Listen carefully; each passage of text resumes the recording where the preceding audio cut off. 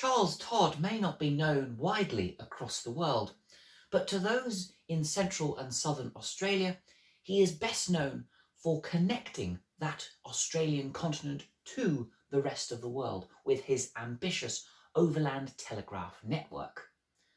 Now, I did a video recently on the network, and if you want to watch that, please feel free to go and watch it. But this right here is going to be about Charles Todd himself, the conceiver of ideas, but more than just for the Overland Telegraph Network.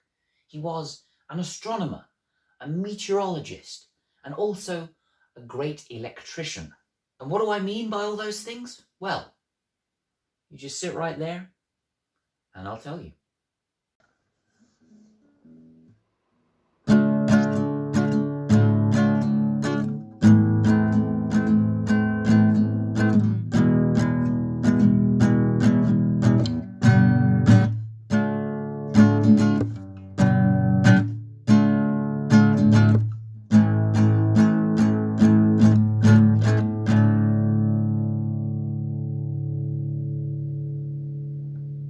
Good morning, good evening, and good afternoon to you all. From those down the road to the folks around the world. Welcome back to another video looking at the life of one Charles Todd. Charles Todd was born on the 7th of July 1826 in Islington, London. But almost immediately his family moved to the London borough of Greenwich, where his father set up a tea and wine merchant business. In December 1841, Charles Todd left his education and began working at the Greenwich Observatory as an astronomical analytical computer. Now, the term computer in modern day language and terminology refers to, well, the thing that we use every single day, creating spreadsheets, presentations, documents, and maybe even answering some emails. But in the mid-19th century, 1841, the term computer meant something, well, quite different. It meant to actually compute the data that was being given to the individuals at hand. So Charles Todd and three others that were being employed at the same time were tasked with computing the data that had been accumulated by the Greenwich Observatory over the previous 80 years. And in one moment of posterity for Charles Todd's early career at the Greenwich Observatory was that he was one of the earliest observers of the planet Neptune, a planet that was only discovered on the 23rd of September 1846. Todd wasn't the man to discover said planet, but he was at least there to witness history being made in the skies above. Charles Todd's tenure as an analytical computer came to an end at the end of 1846. In 1847, he transferred to the Cambridge Observatory, where he became an assistant astronomer to the scientists in operation. And it is there where he began his fascination with telegraphy, a new technology in the time of the 1840s. Charles Todd would spend the next 7 years until the year 1854 at the Cambridge Observatory, by which time a telegraph line had been connected between the Cambridge and Greenwich observatories, so that data could be shared, observations, discoveries and findings for the entire scientific community, and not just in one central location. And then another brief 9-month stint between May 1854 and February 1855 back at the Greenwich Observatory, where he continued his work on the electric telegraph systems. At the beginning of 1855, Todd was selected by the Colonial Office at the request of the South Australian government to become the South Australian Governmental Astronomer and Superintendent of Telegraphs. Quite a mouthful of a title. Todd accepted the prestigious role on the 5th of February 1855, but he wouldn't leave London bound for South Australia until the July of 1855. First of all, he had to get married to Alice Gillam Bell, who was 10 years younger than him and aged just 19. Todd and his wife Alice arrived in Adelaide on the 5th of November 1855, after roughly 3 to 4 months at sea. But upon arrival in South Australia, Todd noticed that there was no observatory like that in Greenwich or Cambridge, and there were no telegraphs of any sort, and the department that he was supposed to head was incredibly small. How is Todd supposed to be the superintendent of telegraphs if there are no telegraphs? How is Todd supposed to be the government astronomer if there's no observatory for which to conduct his studies? But contemporaries and historians alike have equated Charles Todd's character to be a visionary, a tireless enthusiast, a competent planner, a strict taskmaster, and a manager with amazing optimism and exceptional drive. Exactly 3 weeks after arriving in South Australia, Todd began constructing a telegraph line between the city of Adelaide and Port Adelaide.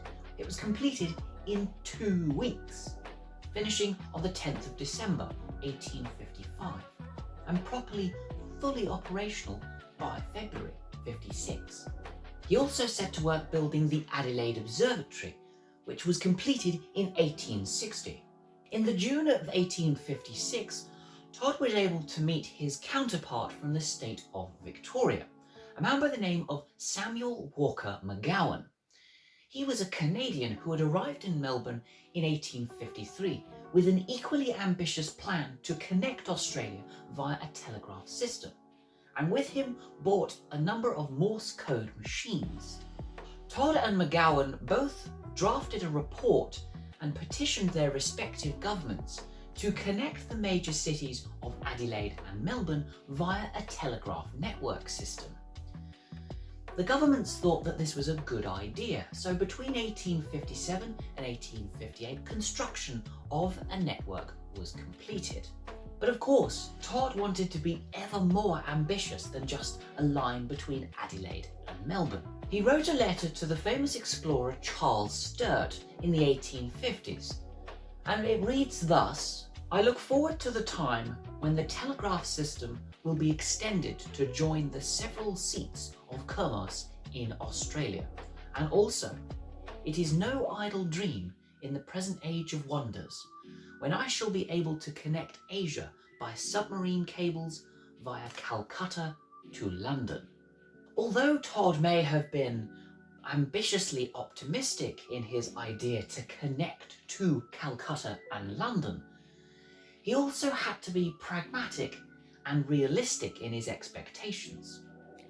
Todd was not very enthusiastic to an idea that was proposed by the South Australian governor Richard Graves MacDonnell in 1858.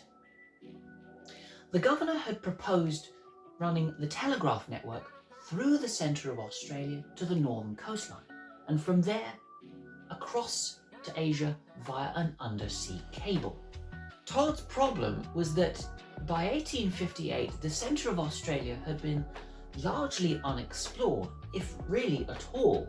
You can't have a telegraph network going through the centre if you don't actually know what's there in the first place. You could have all sorts of roadblocks and obstacles in your way, hindering your ambitious plan.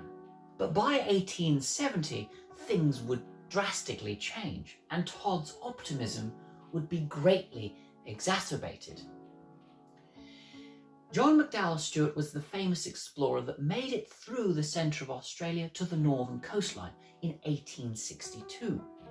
And after a number of attempts at settling a colony in the northern coastline, in 1869 the settlement of Palmerston was finally established. And then, perhaps for the first time, I fully realised the vastness of this undertaking I had pledged myself to carry out. Also in 1870, Charles Todd was given the role of Postmaster General, amalgamated with his existing role as the Superintendent of the Telegraphs. Todd unfortunately wasn't able to do anything right away in 1870. He was already busy with the Overland Telegraph Network, and it would be some 4 years until he was able to create his new sweeping reforms. Up until 1874, there had been a number of issues with the postal service being run in South Australia. The working conditions for their employees were not brilliant, the service was inefficient, and there had been a number of robberies. But with Todd's exceptional drive and management skills, the post office was reformed to a point of actual profitability by 1901. In fact, it was the only state's postal service that was running in the green. Charles Todd became beloved and well respected amongst the postal service employees, whose conditions at work were made much safer. There were less robberies, if any at all, and the postal service efficiency was driven into, well, like I said, the profitability score and into the green. And it was probably good timing, because from 1867 the South Australian government decided to enact its most ambitious and expensive construction plan, a new general post office right in the heart of the Adelaide city. But it may have been the general post office, but it had a dual purpose, because it was also the endpoint for the Overland Telegraph Network. But an expensive building such as this needs a large and lavish timescale, about 5 years, between 1867 and 1872. It also requires a member of the royal family.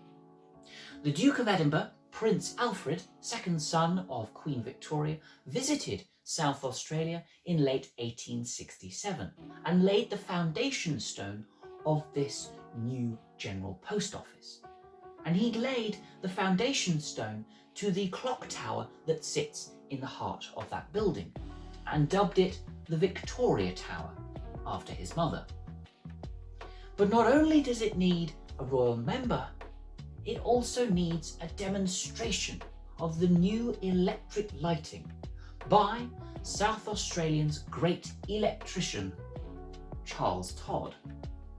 On the 1st of November 1867, Charles Todd gave a demonstration to the Duke of Edinburgh, the South Australian government and the people of Adelaide, the new electric arc lamp, or at least a series of arc lamps stretching from the town hall, which was just opposite the General Post Office construction site, stretching all the way 500 metres to the North Terrace, the edge where the River Torrens is, and opposite the Government House.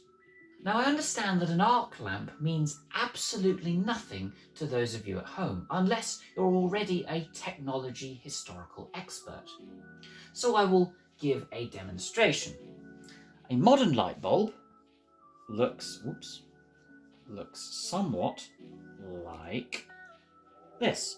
The filament in the middle, light bulb, and where the current comes from.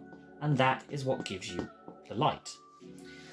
Simple explanation, I apologise. But an arc lamp looks very different. It is a light bulb that looks something like that. And the points in the middle arc where the electronic current goes. So it's making this arc motion, and that is what gives you the light. If you have a better explanation, please comment down below. But that's the simple idea of it. Very different, very rustic, and very new. And over the next 40 years, Charles Todd would go on to be referred to as the government electrician, as a number of public buildings were installed with this electronic arc lamp, including the Parliament House in 1890. The General Post Office was in operation from May of 1872 and connected to the Telegraph Network soon thereafter. It was in operation right up until October of 2019, when the post office was moved to another location in the city. But Charles Todd wasn't actually present when the post office was completed and began operating. He was actually in the northern part of the continent, trying to complete the telegraph network, which had suffered a number of setbacks due to weather, contractors quitting, and low morale from the workers. He ploughed and spurred some sense of drive into the workers because on the 22nd of August 1872 the line was complete. But he didn't arrive back in Adelaide until early November, because Todd decided to travel down the line, making sure that all of the poles, all of the cables, the stations, and everything in between were in tip-top condition. He was a strict taskmaster, as I mentioned, and he wanted everything to be absolutely perfect so that nothing broke, well, at its first go. When Charles Todd arrived back in Adelaide on the 15th of November 1872, he paraded down King William Street with the other members of the network construction team. And the government put on a lavish banquet in honour of this giant feat of engineering. Charles Todd was awarded with a KCMG award, making him Commander of the Order of St. Michael and St. George. But this wasn't to be the last award that Charles Todd would receive in his lifetime.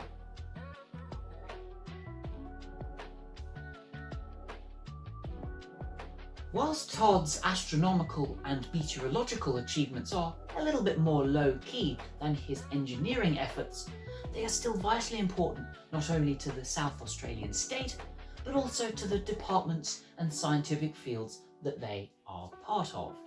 Using the Adelaide Observatory, Todd was able to observe the planet Venus in what they call retrograde, back in 1874 and again in 1882.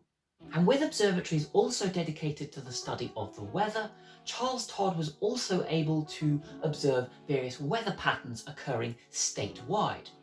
And with the introduction of the Overland Telegraph Network and a subsequent line between Port Augusta and Albany in Western Australia, which was completed in 1877, Charles Todd was able to pick out the weather patterns going across the entire state. And this observations that he made culminated in a 63-volume folio dedicated to weather patterns happening between 1879 and 1909. So the records that are observed in South Australia today can be traced back to that original folio set created by Charles Todd, his legacy in weather observations. In the very early years of the 20th century, the South Australian government proposed a draft bill which would require all people over the age of 70 to retire from their working lives.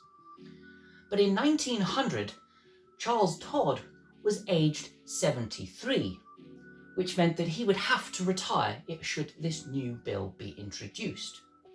So the South Australian government, seeing the great achievements and responsibilities that Charles Todd had over this long and illustrious life, decided to delay the putting forward of this bill until such a time as Charles Todd did eventually retire, which was in January 1905, aged 78. Charles Todd passed away, sadly, exactly 5 years after his retirement, at the age of 83 in January of 1910. And so, to conclude this video, we talk about the legacies of Charles Todd. Charles Todd should not be a figure that should be easily forgotten here in the 21st century, because if it wasn't for Charles Todd, many of the great advances of Australian society and modernity would not have happened, or at least would have happened a lot later, perhaps. And so, folks, I finished this video right here. I hope you all have a pleasant day, and I shall see you in the next one.